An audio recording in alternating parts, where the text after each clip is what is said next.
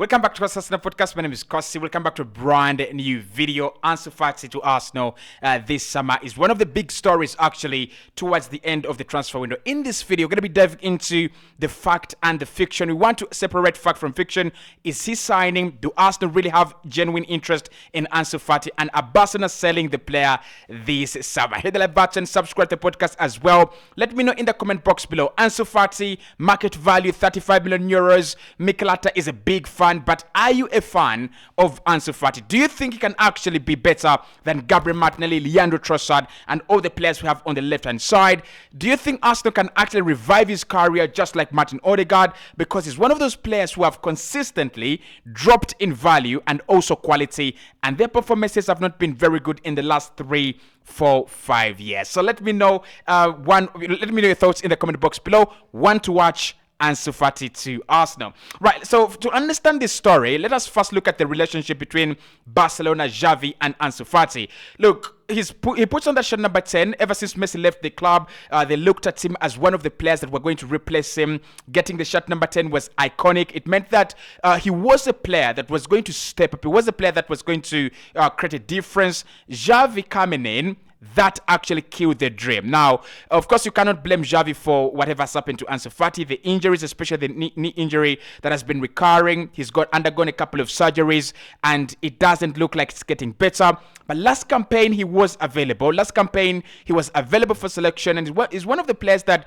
Xavi had for selection, but it didn't give him the game time. And probably that's the reason why we're hearing a couple of reports from Spain indicating that the players decided to quit Barcelona. He wants to go somewhere else, make his career better, and find greener pastures. So the relationship between Barca and ANSU Fati at the moment can be defined as a little bit blurry. Although Barca need his services, although Barca need any wingers they can actually get their hands on, Ferran Torres and ANSU Fati are the only eligible wingers to play for Barca right now, as Rafinha is now on a red card, and Moussa Dembele has gone to PSG. So that could be a reason for ANSU Fati to stay. However, that has not actually retarded his decision to leave Barca this summer. So the next big question is, do Arsenal really have genuine interest in ANSU Fati? Do we really want him? His contract runs down in 2027, and I'm going to explain the implications of that. Do we really want him? Now, according to some sources in Spain, Arsenal have gone ahead as far as bidding for the player. Now, I can confirm that there is no big bid, there is no official bid on the table for FC Barcelona from Arsenal. But a couple of sources are saying that Arsenal have provided a few offers to FC Barca, and all those offers have been pushed away because Barca look at ANSU Fati as untouchable, although Xavi thinks either way. So let's dive into the full story then. So number one, ANSU Fati has told Barca that he wants to quit Barca. He wants to go. He wants to find greener pastures. He wants to play for a manager that actually believes in him. And this could be one of the reasons why a manager like Mikel Arteta is looking here and there and is going, how about I sign you up, ANSU Fati? How about I bring you into this Arsenal squad and make you a much better player, just like I did with Martin Odegaard? So ANSU Fati feels at the moment he's way back in pecking order at Barca. You look at Gavi is ahead of him. You look at Ousmane Dembele, who has been at Barca and had a very, very good season. He was ahead of him, despite the fact that Ousmane Dembele was really injured and injury prone at Barca. You have Rafinha, who is ahead of him. Ferran Torres as well. Has been ahead of him in pecking order in that Xavi hierarchy. So ANSU Fati looks at all these shenanigans and he goes, if I cannot be a second choice, let alone a first choice at Barca, and I'm putting on shirt number 10, I need to find somewhere else to play football. I need to be a star. I need to be playing regular football. So the Euros are coming. He needs to represent Spain. We saw at the World Cup. He was in that squad for the World Cup, but he really doesn't play a lot of football for Spain. For him to do that, he needs to find a manager. He needs to find a club that is going to believe in him, that is going to trust in him, and going to give him the game time, and they're going to give him the crown as the king. Although he puts on the number 10 at Barca, and although the president at Barca really believes in him, and he says always that they're waiting for ANSU Fati to come around and become that huge star, doesn't look like Xavi thinks in the same way. So the players told Barca, if you're not going to make me the hero that I want to be, the hero that I am, I'm going to be leaving, and I'm going to be leaving for good. So do Arsenal really have a genuine interest?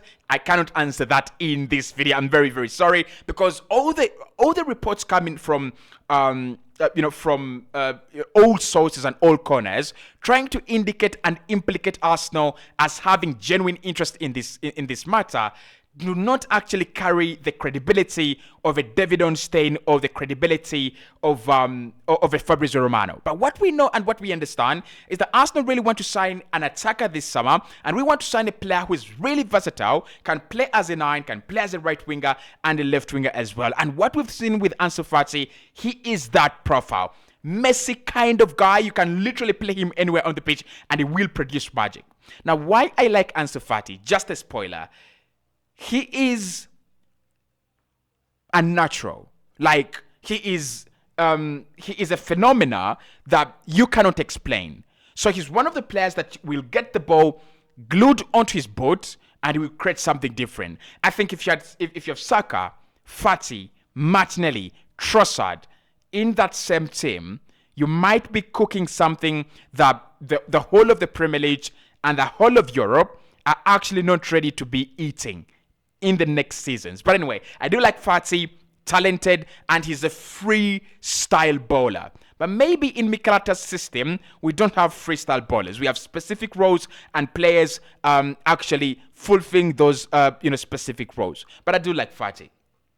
Now, let's dive into his market value, because Barca have not said this is how much we want. Barca have not said he's for sale, actually.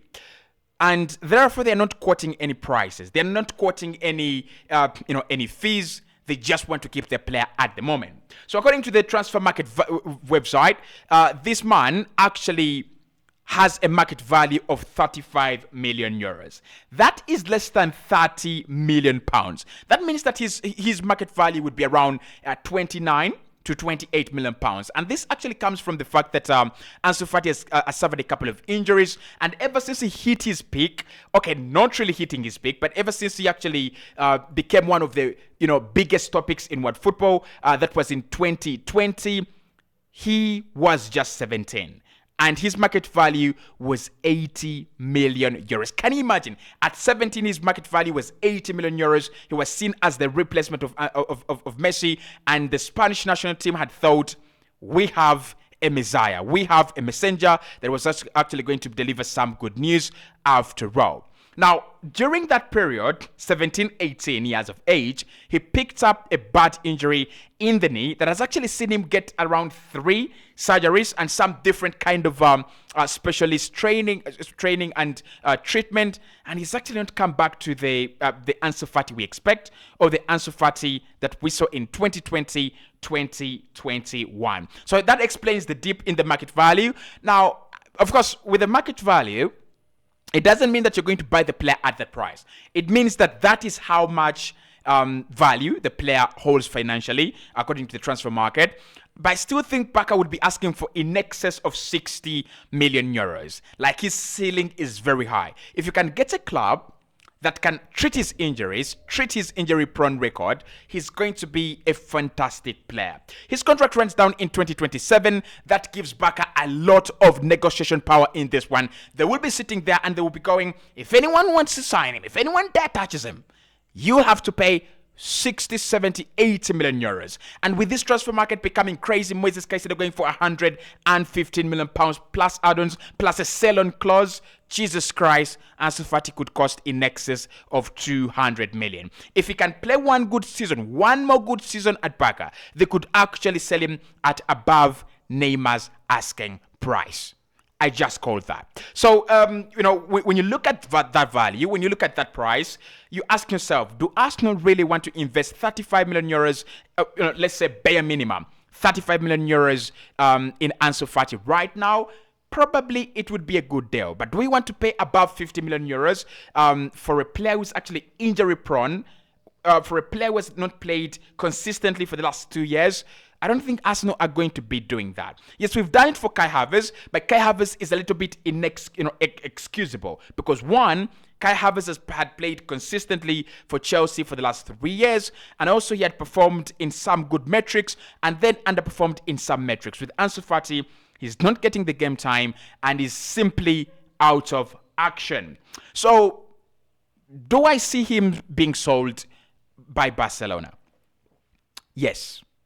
I think Barca could sell him. I think Barca will sell him if a good offer arises. Now, two things I've actually put down on paper right here is, one, he's no longer untouchable like he was in 2020, 2021. I don't think he's no longer in that bracket of Pedri, Gavi, Frankie de Jong. I don't think he's there. I think he's in this bracket. If you don't have good money, leave him alone. But if you can give us the money we want, how about we have a talk? I think that is the bracket where he is. And of course, Xavi is not a favorite of Ansu Fati. And Fati is not a favorite of Xavi as well. So when you have two points of friction, you've got to eliminate one for the smooth running of the club. Xavi has just won the La Liga for Barcelona, making them one of the best defensive teams in Europe. I don't see him lose his job over Ansu Fati. I think Ansu Fati will have to leave. So what do Arsenal have to do to sign him, and who are we going to try to beat on the signature of Ansu Fati? This might shock you, but there is one club interested in Ansu Fati apart from Arsenal, and that club is Ange Postecoglou's Tottenham Hotspur. Don't underestimate them. They have 100 million euros from the sale of Harry Kane. Now, I don't see Ansu Fati go to Tottenham. I don't see him go to... I think the project will be very crucial to where he goes. And number two, game time. So, of course, he will get the game time at Tottenham. He will be a king. He will be a star at Tottenham Hotspur. But do they have a project that they're going to build around him? Do they have a project that can actually attract him? I don't think so. I can see him go to a club like Man United under Eric Ten Hag, a club like Liverpool under Jurgen Klopp, a club like Manchester City and Pep Guardiola, and a club like Arsenal under Mikel Arteta, and probably Eddie Howe's Newcastle. But Tottenham Hotspur, although they have that guy who has a very good name, Ange Postecoglou. I love the name. I don't see him go there. The name is not the project is not attractive as the name of the manager. So I think in terms of competition, Arsenal have a free ride on this one. If they decided to sign him, it would be absolutely very, very easy. Now, the important point to point out here is there are no confirmed bids, there are no official bids, and there are no official talks between Arsenal and FC Barcelona. No club has gone to Barca and told them, we want to sign Ansu Fati. The agent of the player, who is Jorge Mendes, not very, very controversial, like Minoreola, the late Minoreola, rest in peace. I think Mendes is a very good agent. He looks at what is best for his players, and then he looks at what is best for the club. So I won't be surprised if Mendes tells Barca, my player is going to be leaving, but financially 60 million or 55 million euros is actually a good deal for you. So if you let him go for 55 million euros, I will guarantee that you get your money clean and sweet. There is a problem. Arsenal need to sell before we buy Ansu Fati, even if we wanted him. Even if we were offered Ansu Fati, even if tomorrow was ready to sign him, even if tomorrow was deadline day. We have not sold enough players, and we have spent, our net spend this summer is 177 million pounds. That means that Arsenal have really spent a lot of money. Someone was telling me that this money is in euros. No, just to break it down for you, Arsenal have spent 105 million pounds on Declan Rice, that is in pounds. Arsenal then have spent 65 million on Kai Havertz, that is 170, and then we have spent an extra 30 million pounds on Jurrien Timber, that is already 200, and some 3 million on the transfer loan of David Raya, that is 203 million. So for Arsenal to actually balance the books, we need to sell in order to buy Ansu Fati. Are Barca going to wait for us? I'm not really sure. On a scale of 10, How do I see this one pan out? Like 1 out of 10. I don't see it happen. I really, really don't. Like, even if we don't get Kudus, even if we don't get a right winger, I think next summer, Arsenal's focus would be a right winger and a striker. ANSU Fati maybe next summer, but this summer, without the importance that Barca really, really need a right winger and a left winger, Rafinha is booked for suspended for three matches. Dembele has left, so the only two viable options they have is Ansu Fati and Ferran Torres. I can see him stay at Barca for a very, very long time.